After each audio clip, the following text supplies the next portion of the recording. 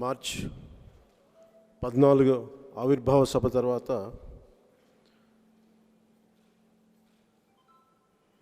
మిమ్మల్ని అందరినీ పేరు పేరున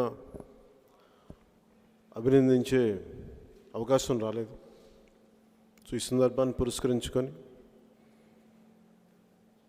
చాలా విజయవంతంగా జరిగిన సభకి మీ అందరి కృషి, మీ అందరి పార్టిసిపేషన్, మీ అందరిది మర్చిపోలేదు. మనస్ఫూర్తిగా మీ అందరికీ జనసేన పార్టీ తరఫున మీ అందరికీ మనస్ఫూర్తిగా నా అభినందన తెలుపుతాను.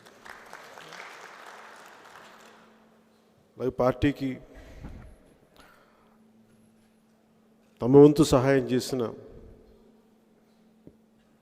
ఫుడ్ ప్యాకెట్స్ దగ్గర నుంచి, ఫ్లెక్సీలు కట్టడం దగ్గర నుంచి, బస్సులు పెట్టడం దగ్గర నుంచి చాలామంది అజ్ఞాతంగా చాలామంది చేశారు.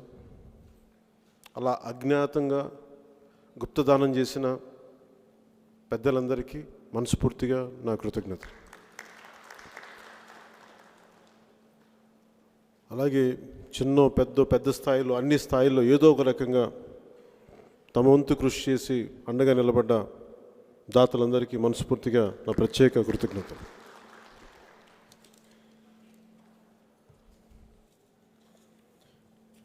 చాలా సందర్భాల్లో చాలామంది సీనియర్ నాయకులు అడిగే విధానం ఏంటంటే, నువ్వు పార్టీని ఎలా నడుపుతున్నావు అని అడుగుతారు.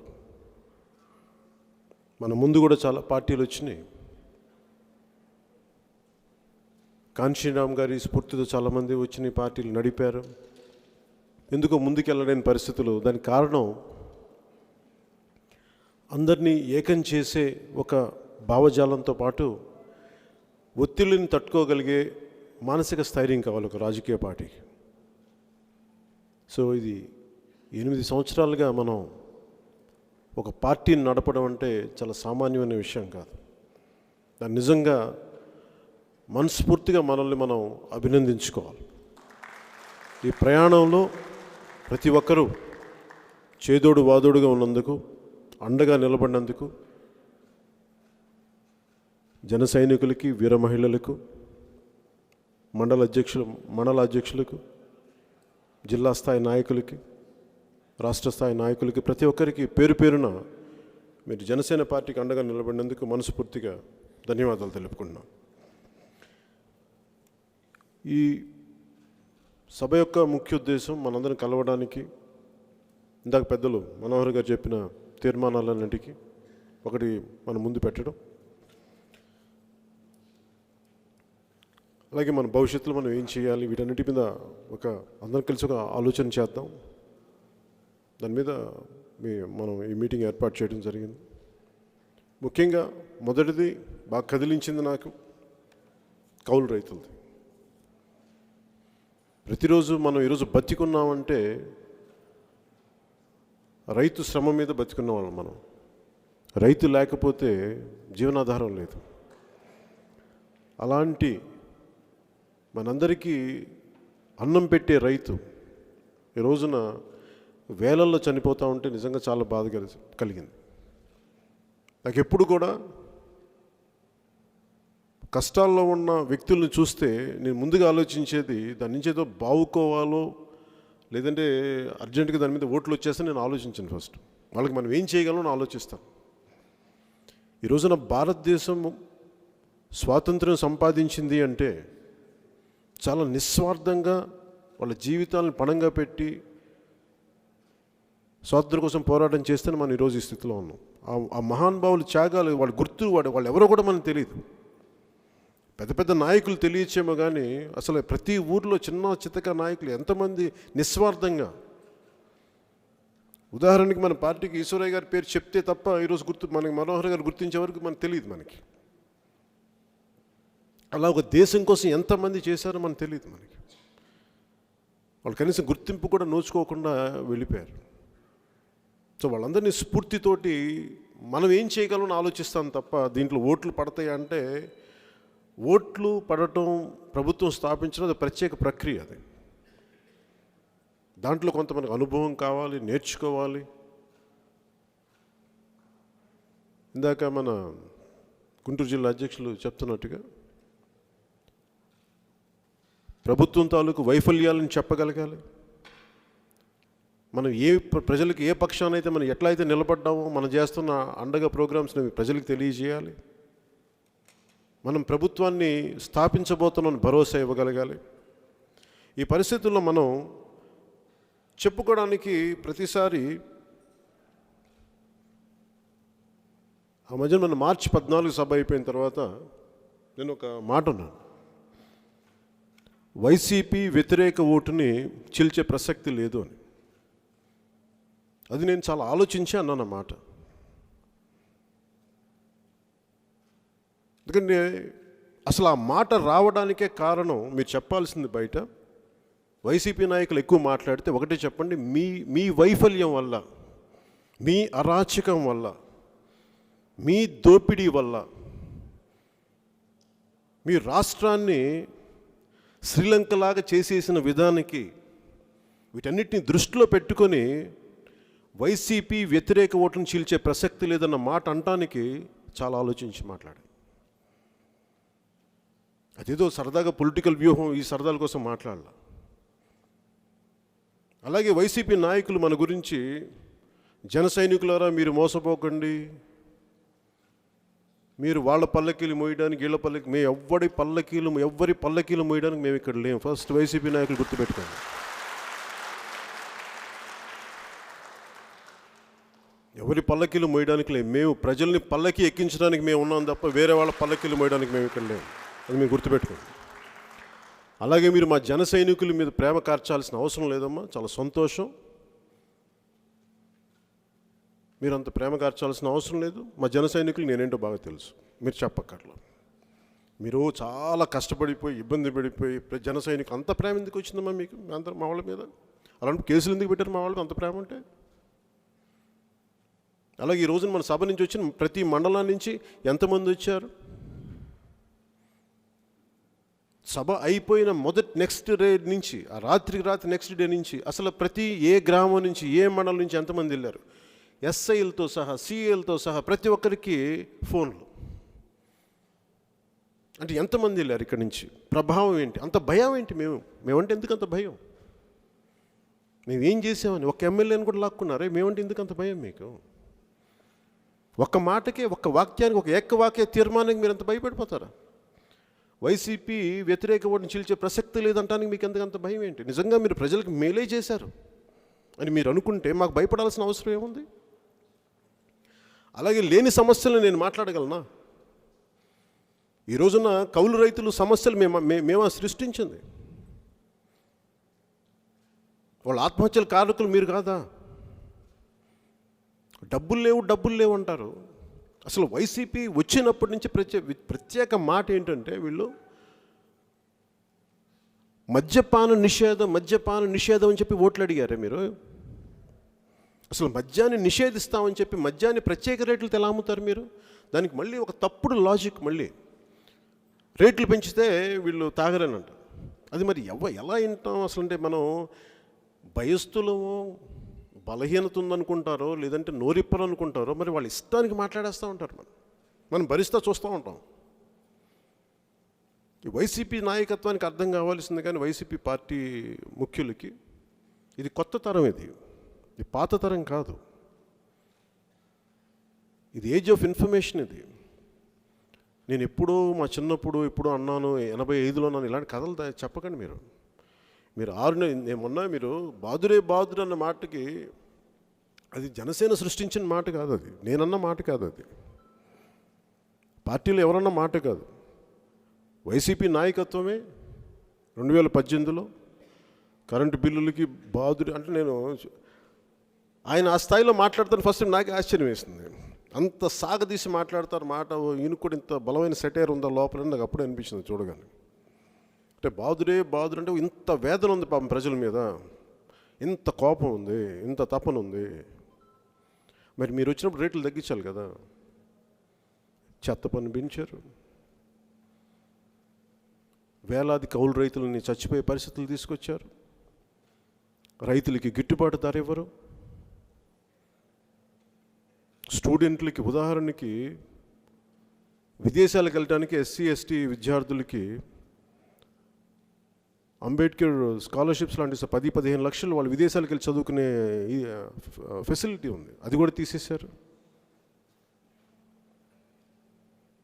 ఎవరికి ఏది అండగా లేదు, ఏదో వాళ్ళు అనుకున్న ప్రోగ్రామ్స్ డబ్బులు 100 మంది దగ్గర ట్యాక్సుల రూపంలో డబ్బులు కలెక్ట్ చేసి మీరు అనుకున్న 30 మందికో 40 మందికి ఇస్తే మిగతా 50-60 మంది 65 మంది ఏం వాళ్ళే, 70 మంది ఏం వాళ్ళు కామ్గా ఉంటారు, వాళ్ళకి బాధలు ఉండవా వాళ్ళకి?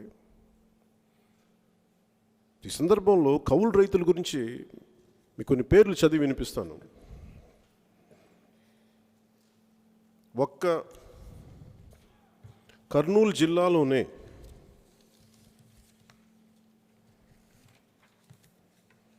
353 మంది కౌలు రైతులు చనిపోయారు. అనంతపురం జిల్లాలోనే 170 మంది కౌలు రైతులు చనిపోయారు. ఉభయ గోదావరి జిల్లాలోనే 81 మంది చనిపోయారు. మన కౌలు రైతులు అనగానే దానికి ఒక అబ్స్ట్రాక్ట్ పదం, అది వీళ్ళు ఎవరు ముఖాలు తెలియదు. పవన్ కళ్యాణ్ అంటే ఒక వ్యక్తి, ఒక పేరు, అర్హం గారు ఒక వ్యక్తి, ఈ పేర్లు తెలిస్తే మనకు వచ్చే బంధం వేరు. ఇప్పుడు కౌలు రైతులు అంటే మనందరికీ వాళ్ళు ఎవరో ఏంటో తెలియదు. ఉదాహరణకు వాళ్ళ పేర్లు చదువుతాను చూడండి.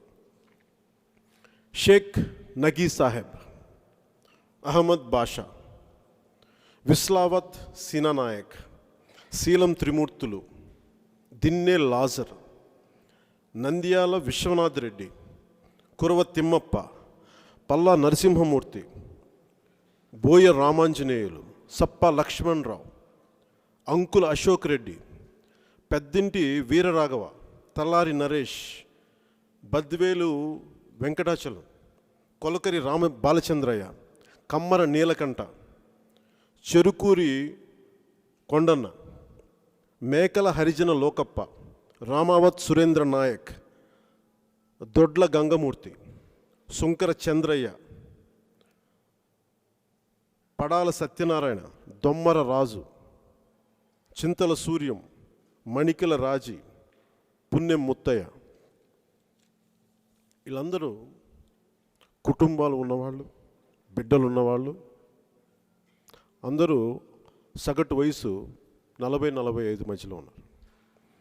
వీళ్ళల్లో అన్నం పెట్టే రైతుకి కులం చూడకూడదనడానికి కులాలు చదువుతాను విన్నాను. వీళ్ళల్లో రెడ్డి, ముస్లిం, దళితుల కులాల్లో ముఖ్యంగా మాల, మాదిగ,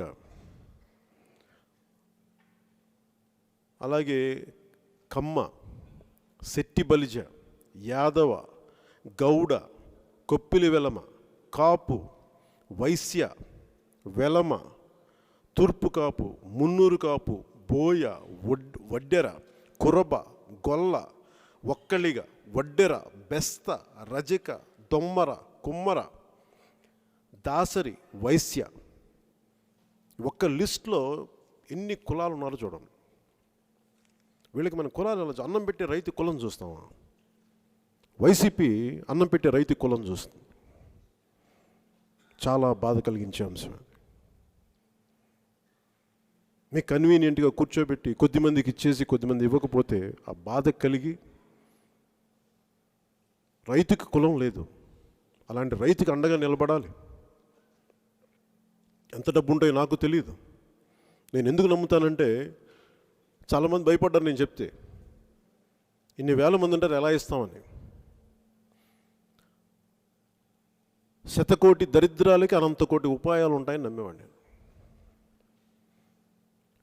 భూదాన్ మూమెంట్ ఆచార్య వినోబా భావే తీసుకొచ్చినప్పుడు విష్ణు రామచంద్రారెడ్డి ముందస్తుగా ఒక పెద్ద జమీ ఇచ్చేశారు. అంటే మనసు ఉండి కదిలించగలిగితే డబ్బులు వస్తాయి. నేను పాటించింది ఏది నేను ఎవరిని అడగను. నేనేం నమ్ముతానంటే ముందు కష్టాలు ఉన్న వాళ్ళకి అసలు మన వంతు కృషి ఏం చేద్దాం. ఎప్పుడు నేను వస్తాను, ఎప్పుడు 24లో మేము వస్తాం. వచ్చేటప్పుడు మీరు బతికుండాలి కదా, మీ బిడ్డలు బాగుండాలి కదా. ఈ మనం ఇచ్చే ₹1,00,000 అద్భుతాలు జరిగితే నేను నమ్మట్లా. అది ₹1,00,000 కాదు, మీరు బాగుండాలని మా ఆకాంక్ష.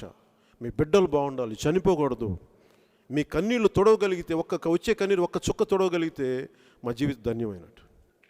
దానికోసమని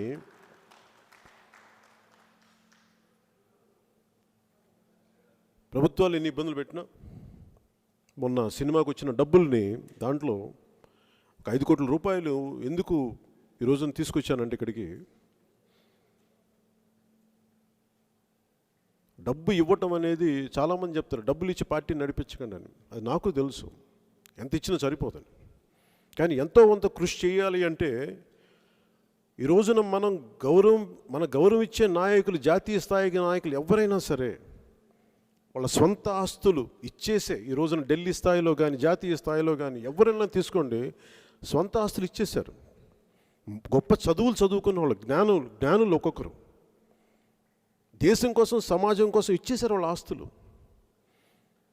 నా దగ్గర అంత పెద్ద హృదయం లేకపోవచ్చు, ఆ మహానుభావులంత హృదయం నాకు లేకపోవచ్చు, కానీ నాదైనా ఎంతో చెయ్యాలి. కొంత డబ్బు ఇవ్వకపోతే తప్ప, ఎంతసేపు వీళ్ళు డబ్బు తీసుకోవడం మీదే ఉంటారు తప్ప డబ్బు ఇచ్చే పరిస్థితిలో లేదు ఎవరు. రాజకీయాల్లో నన్ను అందరం చెప్పను కానీ ఎక్కువ శాతం మంది. అలాగని మన అందరినీ నేను చెప్పేది ఇల్లు వాకిళ్ళు మొత్తం అమ్మేసుకుని డబ్బులు ఇవ్వమని చెప్పట్లేదు, కానీ ఎంతో కొంత ఇవ్వాలి కదా. సాటి మనిషికి నిలబడకపోతుంటే ప్రజలకి ఏమంటాం, వాళ్ళకి ఒక 1000 రూపాయలు ఎలక్షన్ టైంలో ఇచ్చేస్తే అయిపోతుంది, మనం పట్టించుకోకపోయి ఇచ్చారు, కనీసం సరిగ్గా చూసుకున్నారా?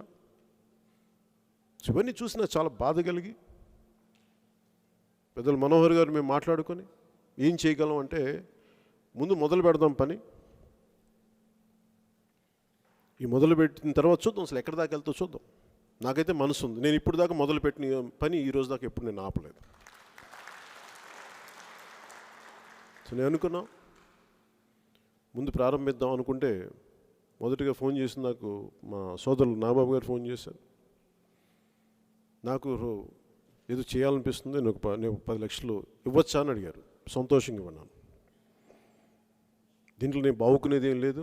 మనం 1 లక్ష ఇచ్చినంత మాత్రం వాళ్ళ జీవితంలో అద్భుతాలు జరగవు. కానీ నిజంగా వాళ్ళ అప్పు చూస్తే ఒక్కొక్క అప్పు చూస్తే ఎంత ఉందంటే 4 లక్షలు, 1 లక్ష, మహా అయితే ఎక్కువ అత్యంత ఒకళ్ళు ఇద్దరికి, తక్కువ మందికి 10 లక్షలు, 11 లక్షలు. ఎక్కువ శాతం మంది 4 లక్షలు, 5 లక్షలు. అంత బాధాకరమైంది. ఒక నివర్ తుఫాన్ వచ్చినా, ఒక తుఫాన్ వచ్చినా, ఒక సైక్లోన్ వచ్చినా మొట్టమొదటి పడిపోయేది రైతు. కల్తీ విత్తనాలు వస్తే పాడైపోయేది రైతు. కానీ మనం రైతు బాగుండాలని కోరుకుంటాం, కానీ రైతు కోసం మనం ఏం చేయం.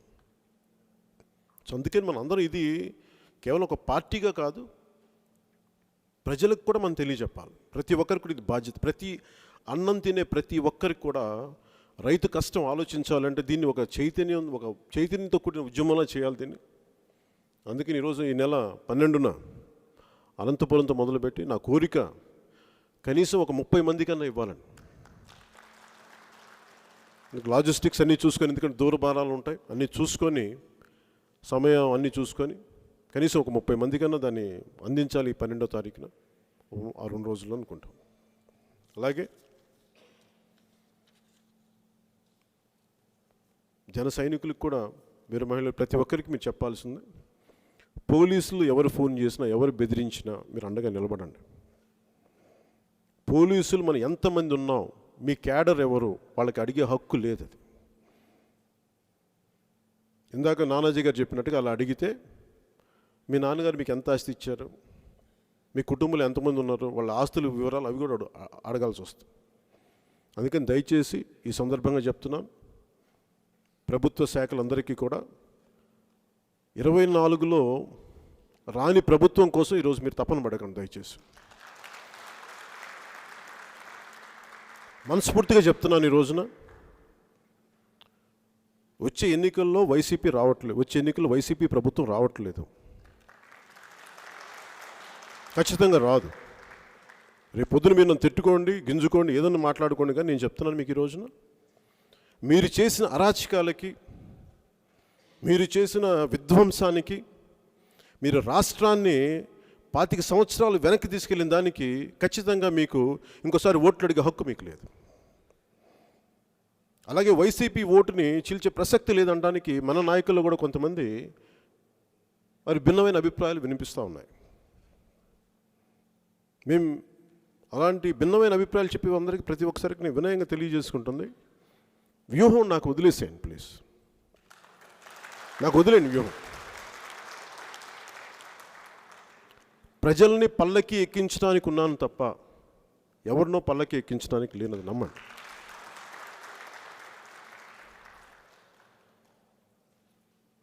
నన్ను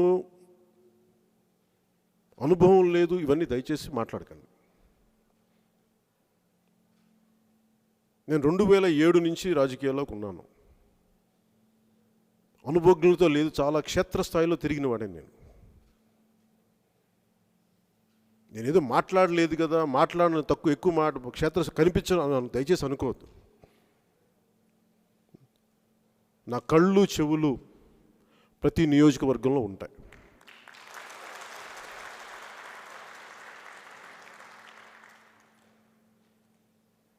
సోషల్ మీడియాలో మాట్లాడేది మీకు నాకు అన్నిటికంటే కూడా నాకు చాలా సోషల్ మీడియాలో చాలా బలమైన టీం ఉంది నాకు.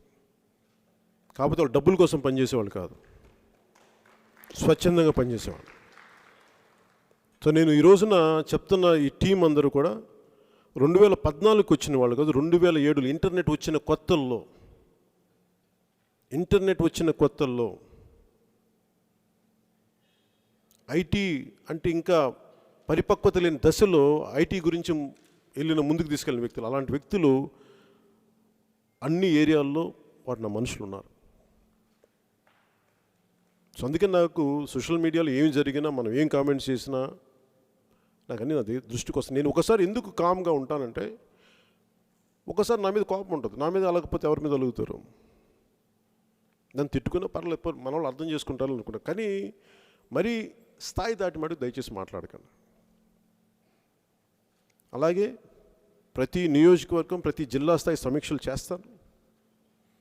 మన ప్రభుత్వం, నేను ఒక మాట చెప్పాను అంటే రాష్ట్ర బాధ్యత తీసుకుంటాం జనసేన అంటే చాలా ఆలోచించి చెప్పాను, చాలా ఆలోచించి చెప్పాను. నా మీద ఎలాంటి ఒత్తిడికైనా సరే, ఎలాంటి పరిస్థితులకైనా సరే నేను నిలబడడానికి సిద్ధంగా ఉండే మాట్లాడుతున్నాను. 4 దశాబ్దాలున్న పార్టీ అనుభవజ్ఞులు కూడా వైసీపీ దాష్టీకానికి విలవిల్లాడిపోయే పరిస్థితుల్లో నేను ఇంత బలంగా నిలబడ్డానంటే మీరు అర్థం చేసుకోవాల్సిందే, నేను అన్నిటికీ ఎదుర్కోవడానికి సిద్ధంగా ఉన్నానని అర్థం. అలాగే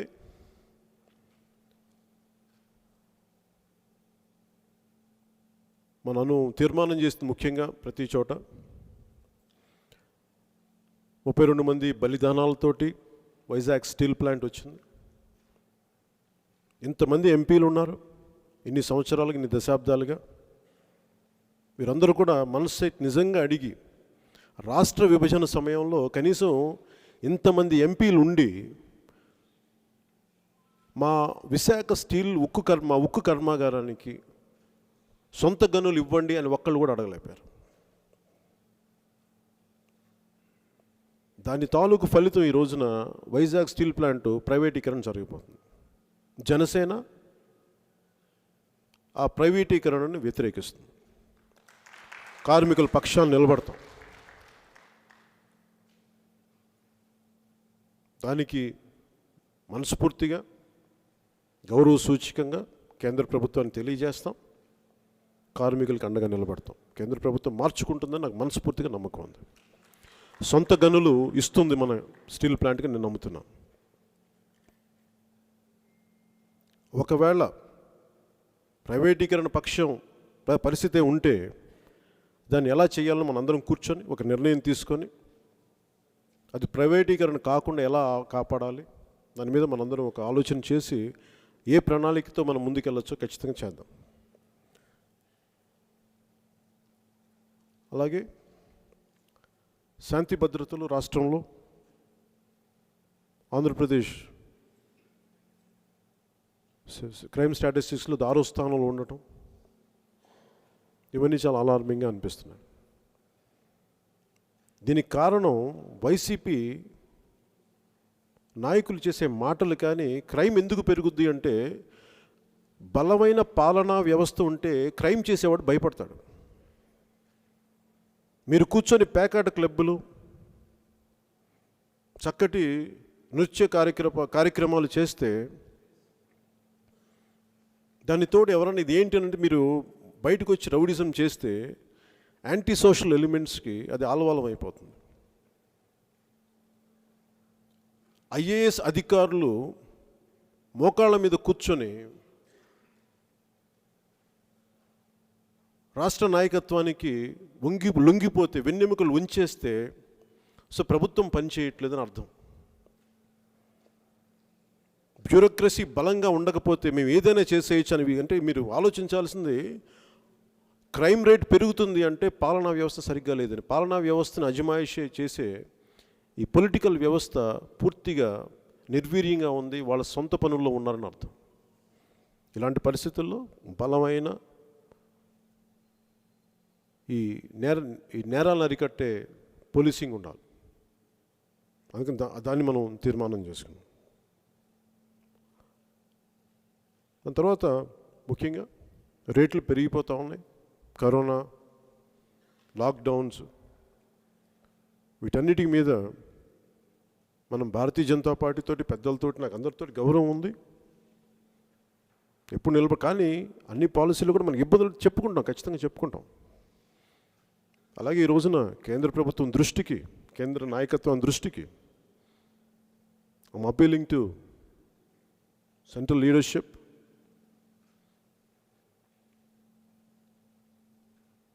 to bring down the prices of petrol and diesel.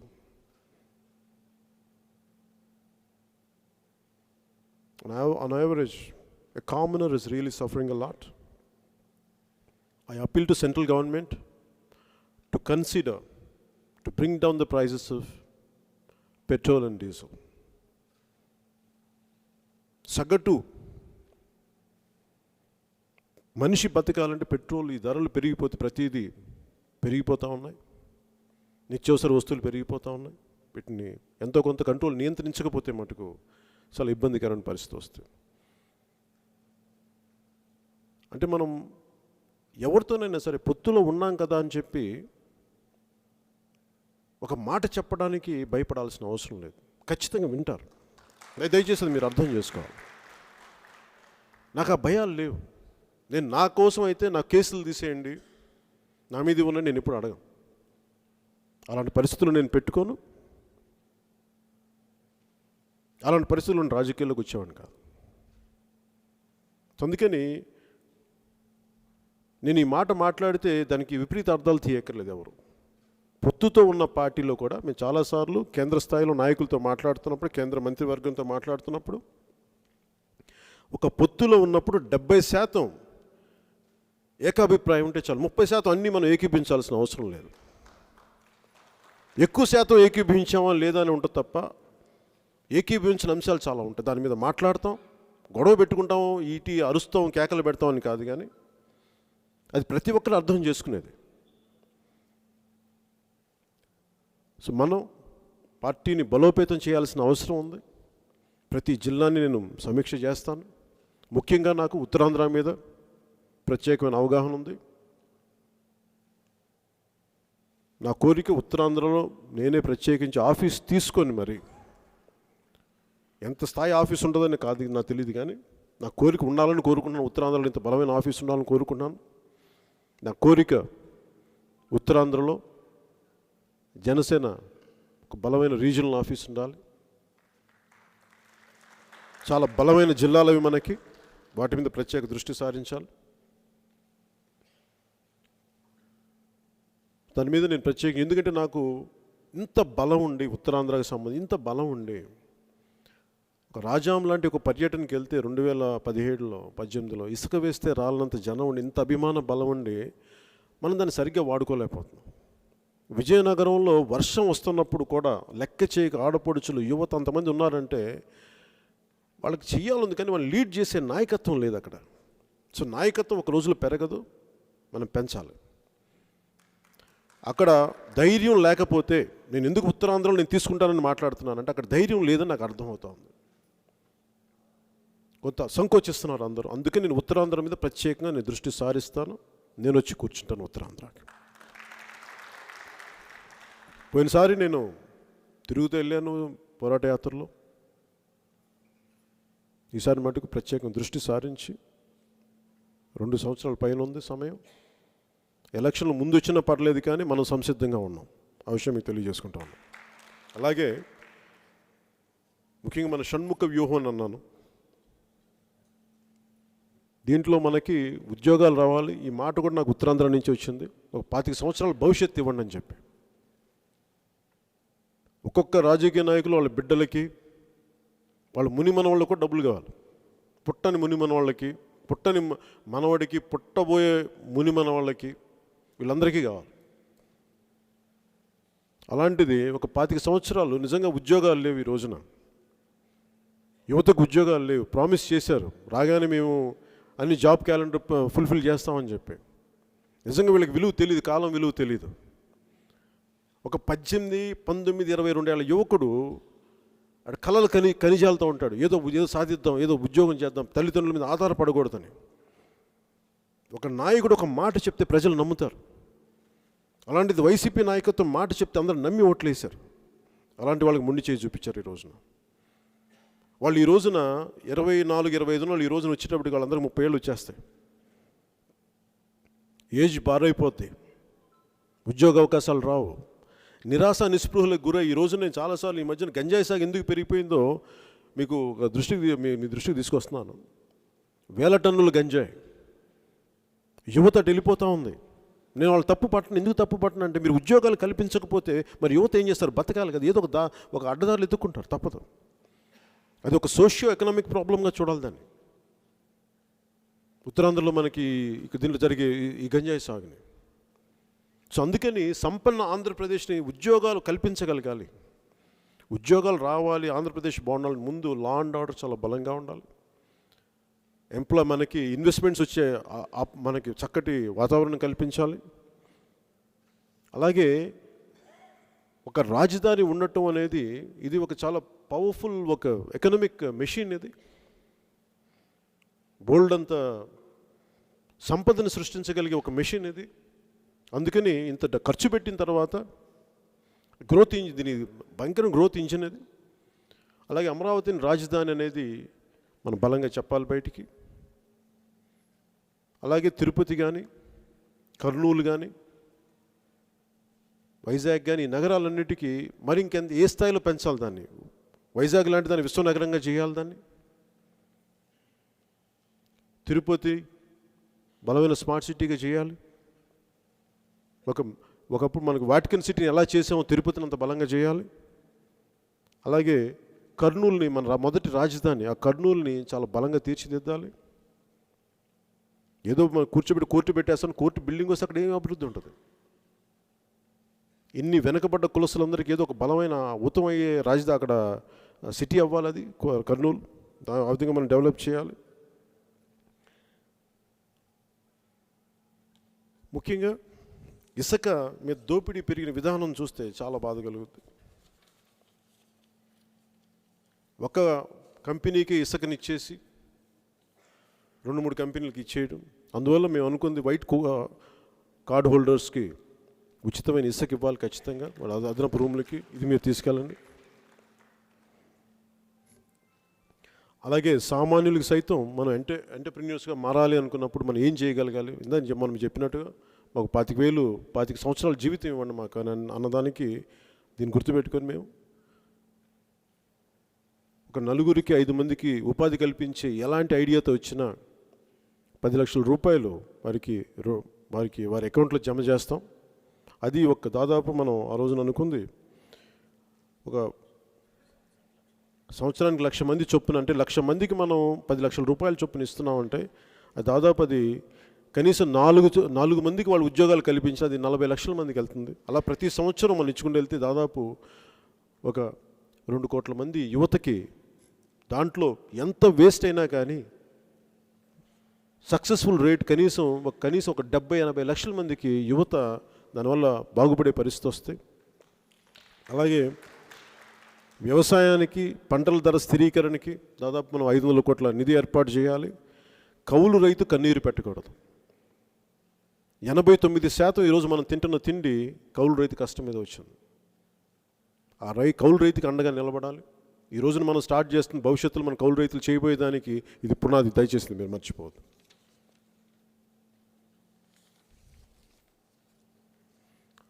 అలాగే మనం స్థాపించబోయే కొత్త ప్రభుత్వంలో ఉద్యోగాల్ని మనం డిలే చేయకుండా ఎన్ని ఉద్యోగాలు అన్నింటిని భర్తీ చేయాలి. అలాగే అందరూ చెప్తా ఉంది ఏంటంటే భవిష్యత్తులో వీళ్ళు రాకపోతే, మనం రాకపోతే వైసీపీ ఆలోచన ఏంటంటే వాళ్ళు రాకపోతే మనం ఏం చేయాలి, సాధ్యమైనంత ఎక్కువ అప్పులు చేసి రాబోయే ప్రభుత్వాలని అసలు ఏమి చేయని పరిస్థితుల్లో పెట్టాలి. అంటే అలాంటి పరిస్థితులు వాళ్ళు తీసుకొచ్చినా కానీ మనం ఏమాత్రం భయపడకుండా అభివృద్ధి ఎలా చేయాలి, పెట్టుబడులు ఎలా తీసుకురావాలి, మన దగ్గర చాలా బలమైన వ్యక్తుల సమూహం ఉంది. ఖచ్చితంగా ప్రజలు మారాలి అనుకున్నప్పుడు, ప్రభుత్వం సాధించాలనుకున్నప్పుడు సాధిస్తాం. అందుకని వైసీపీ అలాంటి వ్యూహాలు చేసి ఎక్కువ అప్పులు చేసేసినా కానీ దాన్ని తీర్చే పరిస్థితుల్లోనే ఉంటాం తప్ప వేరే పరిస్థితులు మనం పెట్టుకోకుండా మనందరం కలిసి ఒక ఇన్స్పిరేషన్తో మనం కృషి చేసుకుంటూ ఆంధ్రప్రదేశ్ తాలూకు అభివృద్ధిని, రాష్ట్ర అభివృద్ధిని మనందరం ముందుకు తీసుకెళ్ళి కట్టుబడి ఉందాం, నిలబడి ఉందాం. ఈ కౌలు రైతులకు సంబంధించి ఏ పేరు పెట్టాలి అని అనుకున్నప్పుడు ఒకటే కోరుకున్నాం, రైతుకి అండగా నిలబడాలి, ఊతం ఇవ్వాలి. అందుకని దీని పేరు జనసేన రైతు భరోసా యాత్ర కింద దీన్ని నామకరణం చేశాం. సో మీ అందరి ఆశీస్సులు, మీ అందరి అండదండలు కావాలని కోరుకుంటూ ఈ సభని మీ అందరికీ ధన్యవాదాలు చెప్పుకుంటూ ముగిస్తున్నాం. జై హింద్.